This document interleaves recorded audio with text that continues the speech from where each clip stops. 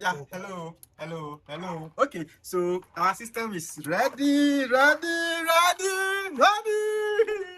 Okay, so let's see what we have here. Um, we have the system controlled, and then the entire thing is being controlled with what here. Okay, so this is our control unit, and this is our powerhouse for now. Our powerhouse, right? We are here to make it what a standalone system where we will build its own powerhouse and put it somewhere in the middle or even at the other side, right?